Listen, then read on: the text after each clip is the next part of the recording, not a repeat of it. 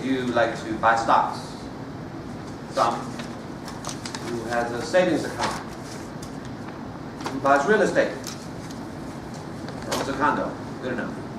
Who invests in gold and silver investments? Except for me. Nobody? One? Oh, gold jewelry counts. Although maybe has two. Well, as some of you know, I've given many speeches outside of collecting sterling silver as an antique hobby. I've given a lot of speeches on investing in gold and silver. I give one or two every year. I personally have been studying and buying and selling in the gold and silver market since the year 2000. But just a real quick history, because it can get boring. Around the year 1972 or so, the United States US dollar was pretty much backed by gold, and then a lot of foreign countries were asking for their gold back, and Nixon took us off the gold standard. So who knows what the American dollar, our currency, is backed by nowadays? Nothing. Nothing? What do you mean nothing? It's got to be backed by something. In God we trust. Anyone? Tim, give me your best answer. You read the Wall Street Journal. Yeah. What is the US dollar backed? Trust. Our productivity. People buy our dollars other countries because they think the US is a good place to do business, which up to now it hasn't. So everything now is pretty much based on trust. So if we go back to the 70s, gold was at $30 an ounce. You can buy a sports car like a Mustang for $3,000. And just to show you inflation-wise, gold was $30 an ounce, now it's $1,200. A good sports car you could buy for $3,000 in the 70s, now maybe $40,000. Does that sound about right? A gallon of gas was 30 cents, now it's $3 or $4. So everything has gone up 10 times. Now, if we go back just to the year 2000 when I started buying gold and silver, gold was at $300 or $400 an ounce, silver was at $5. If we look at today, gold is about $1,200 and silver $15, so they've all basically tripled, right? 300%. Now the Dow, just to show you some other investments, was at, I think, around 10,000, and just today it hit 20,000. So it doubled. Now many people think gold hasn't done well over the years, but in fact it's tripled, it's outperformed the US stock market, right? Are you with me so far? Yeah. All right. Now, the reason why all this matters is because, first of all, it's always good to be diversified. I was talking to an old-timer at work. We were talking about gold and silvers, and he told me, you know, it's always good to have some gold and silver. He was telling me, I have some coins, I keep it in the safe box. It's always good to have that. And the reason why it's good, it's almost like, if you think it, what happened in 2008? We had the financial crash, nobody expected it. We've had the stock bubble burst many times in 2000 and a few years later. It's nice to know if you have gold and silver, it's kind of like the bedrock of your portfolio. Does that make sense? Now, a few other reasons about why gold and silver might be going up. As I said, it's tripled since the year 2000, but actually over the past 4 or 5 years, it really didn't do that well. So it's volatile, it scares a lot of people off. But the main reason why it should be going up in the future are numerous.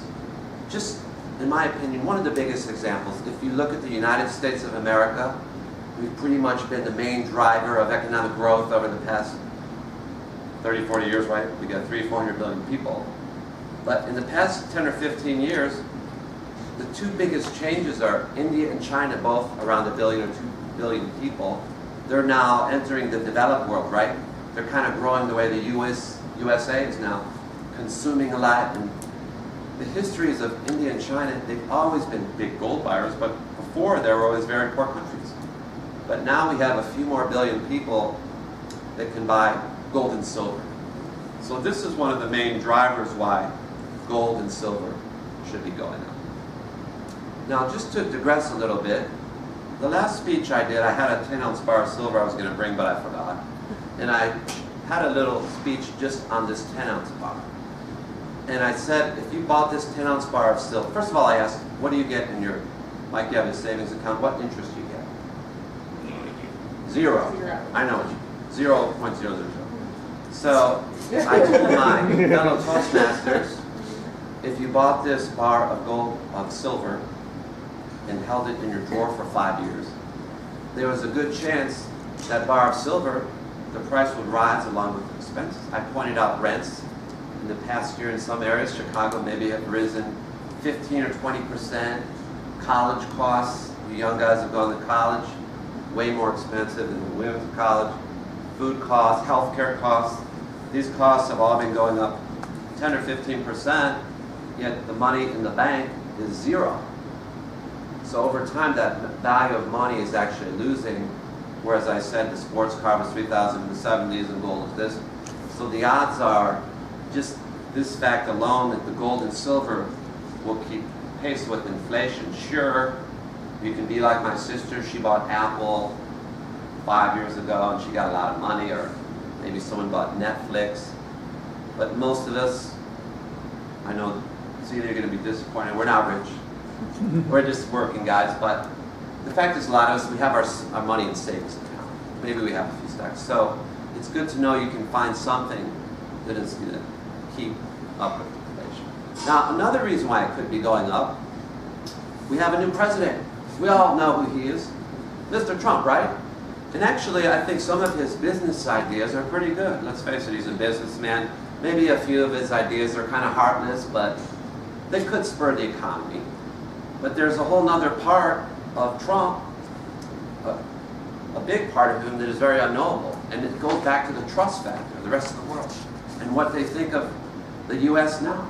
I was just reading during the break about Trump, he's so different from other presidents. We picture Obama, or maybe not Bush, but some of the other ones, reading documents and stuff like this.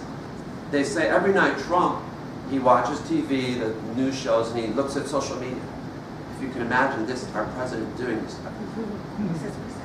And just in the past few days, he says he's going to build a wall. He wants to not let in foreigners in. So what is all this going to have as far as foreign countries, how they look at the U.S. and how they may not want to invest in the dollar? And one last thing before my time is up. I can't stress enough the fact that because the U.S. dollar is not backed anything, much of the growth we've had over the past few years is just really borrowed money. I'm not picking on President Obama, but when he took office 8 years ago, we had a national debt of $8 trillion, and now it's 16. So if you take that $8 trillion, which is borrowed money, is it possible that's why stocks went up? That's why the economy seems good. But is there anything as a free lunch? No. Eventually, the money has to be paid back. Now, in closing, no one knows how all this stuff is going to work out. And probably with the acceleration of technology, high-speed rail, internet, new ways to find oil, all these things will probably keep the economy chugging along.